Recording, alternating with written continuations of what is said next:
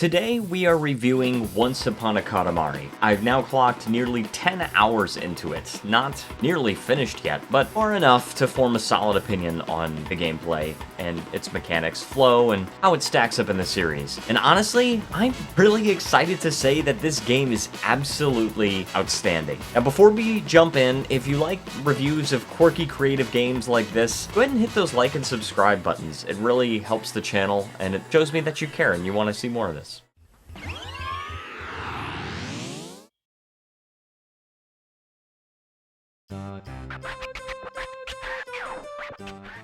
For those of you who remember the original series, the legendary Katamari Damacy, and its direct sequel We Love Katamari, those games captured a very special feeling. Weird, whimsical, inventive, and joyous. Tons of charm and incredibly fun mechanics. Over the years, many of the follow-ups in the series didn't quite reach that same level of magic. So when I heard about Once Upon a Katamari, I was excited, but I admit I half expected it to just be nostalgia bait. A safe return, maybe not much more. But I'm very happy to say that I was absolutely dead wrong. This is a very worthy entry in the Katamari series in its own right.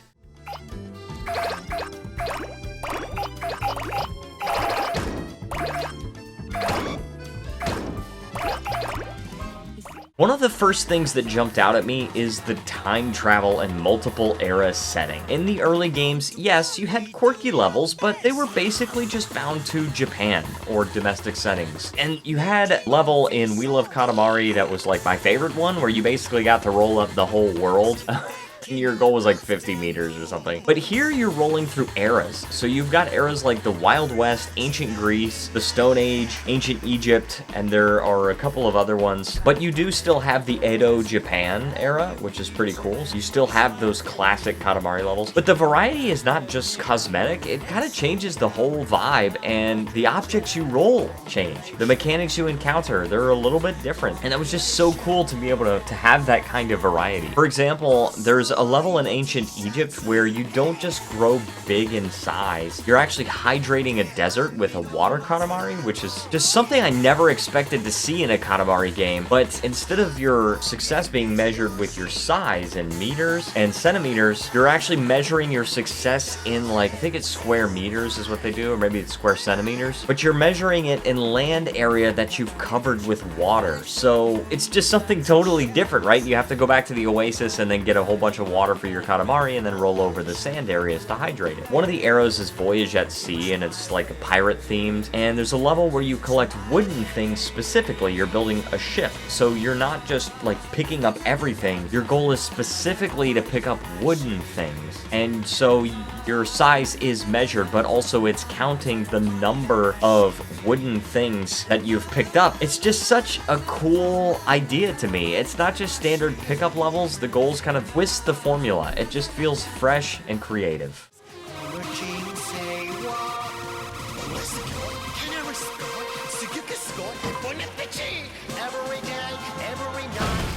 And the mechanics support that creativity. You still roll your Katamari, stick things to it, grow it, and roll bigger things. The core formula is intact, but the new eras and objectives mean you're thinking about how to roll differently, which items to target, which order to go in. It's still delightfully chaotic, but it also gives you reasons to pause and strategize. Cousin customization is another gleaming highlight of this game. Honestly, it's one of the selling points for me. I think it's just so cool. There's a massive cousin selection screen, so you got tons of them, and you can actually see the number of cousins you haven't collected yet, which is really cool because it gives you a good idea of how many you still have left to collect. But you also collect presents. I think there's one every level, and you get to outfit them. You can get silly hats, outfits. You can change your antenna to like a mini version of the cousin, which is so funny. But this kind of personalization goes deeper than I actually expected. You can actually go onto your spaceship. You can further customize the cousin that you've picked, give them a custom name that the king will refer to them as, and then change things like their facial expression and like every single color that's used, and you can fully customize those colors. Super interesting. I never expected to have that level of customization, and it's just so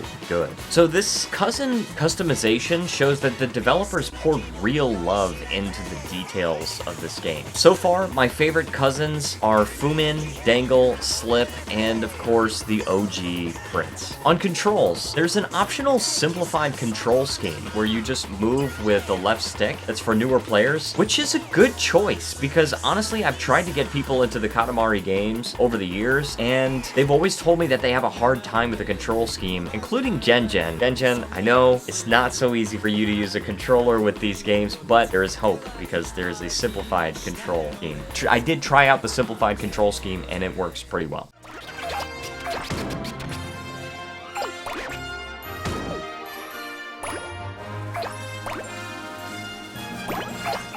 The presentation is vibrant. The base game soundtrack is new and fantastic. As a fan of the series, I was also thrilled to see the inclusion of classic songs via DLC. For me, that meant a playlist of 5 songs on repeat, but what can I say? I will never, ever get over Katamari on the Rocks. I will never get over that. I actually recorded that song in-game, so you should be hearing that in the background. In the music gallery, you can unlock songs, and you can listen at your leisure. I didn't really use that feature, but it's nice to have it there. It's nice that it's like in the game.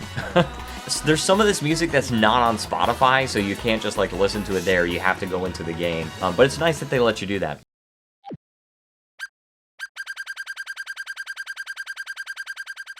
There is also a feature which I didn't play around with very much, and that is Katamari Ball. And it's supposed to be like a competitive multiplayer thing. You can play against the computer, but I think it's meant to be in a multiplayer mode. But it basically is, you have to get points by rolling up objects into your Katamari. You can also roll up other players. The goal is get your points, get a big Katamari, and then get a ton of points in the center, which drains your Katamari back to its base size. And then you have to go out again and roll up more objects. If you get rolled up by a player, then I think you like lose some size or whatever, and you're kind of stuck on their ball for a while, and then you get shot off to a random area of the level. It's a cool game. Like, it's a nice diversion, and I actually would love to play that with Gen. I'm probably going to end up buying this game for Gen because she would play on Steam Deck, and it's verified on Steam Deck, so that's awesome. But yeah, I just don't have a huge, like, strong opinion on Katamari Ball because I haven't played it a whole lot.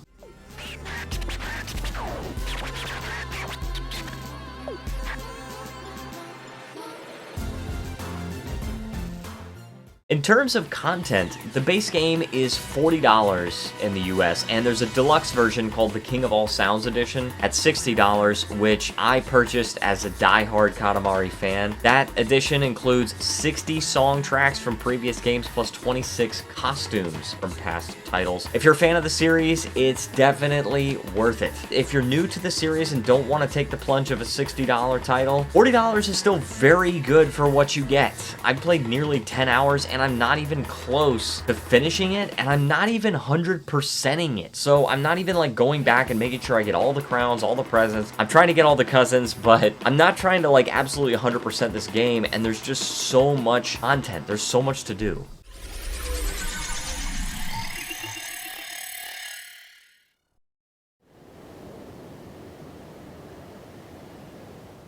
For me personally, this game hits a sweet spot. It retains the quirks and fun of the original games, plus adds new ideas and polish. The era variety and unique level objectives felt like they elevated the formula. It didn't just rest on nostalgia, it built on it. If I compare it to earlier games of the series, yes, Katamari Damacy and We Love Katamari hold a special place in my heart, but this entry is like the third in a trilogy. Like, this is like equal with those games, honestly. I can't even say that it's like close but not quite there. This game nails it. It's just a home run entry in the series. In a lot of ways, it surpasses the earlier games in the series, and I don't think it would be able to surpass the original 2 games, but it definitely is on equal footing with them. It remembers what made those first games so good, which were discovery, surprise, the simple satisfaction of rolling up everything and everyone in sight.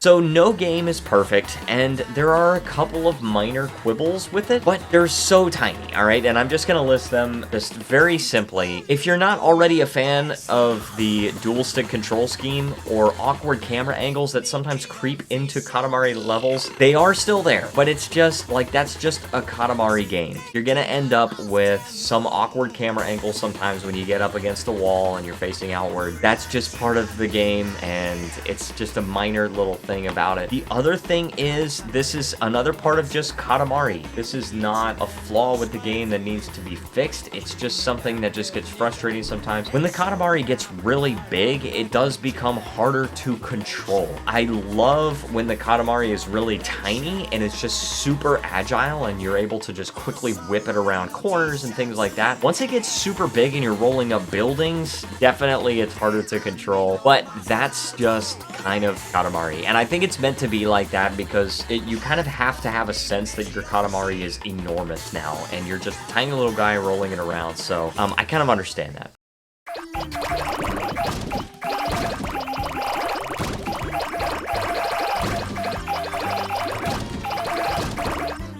Overall, Once Upon a Katamari is not just a satisfying return, it's a must-play for fans of the series, and a strong recommendation for anyone who enjoys creative, joyful games. For somebody that's never played the Katamari games, and you want to play a modern game, Katamari Damacy came out in 2004. This is a solid choice. If this is your first Katamari game, that's fine. It delivers the charm of the originals, it modernizes the formula, it adds meaningful level variety, and packages it all with style and care. If you've missed the Katamari series, this is a fantastic entry to jump into. If you're a longtime fan, you'll likely find new things to love. And again, whether you pay $40 or go for the deluxe edition, you're getting real value here. So that's my full review of Once Upon a Katamari. If you like this review or you're excited to roll up your own Katamari, drop a comment below. Let me know your favorite level or cousin. And don't forget, hit that like button and subscribe for more reviews like this. Hit the notification bell so you don't miss any of them. Thanks for watching, and now onward to roll up everything in sight. I'll catch you next time, and you need to relax.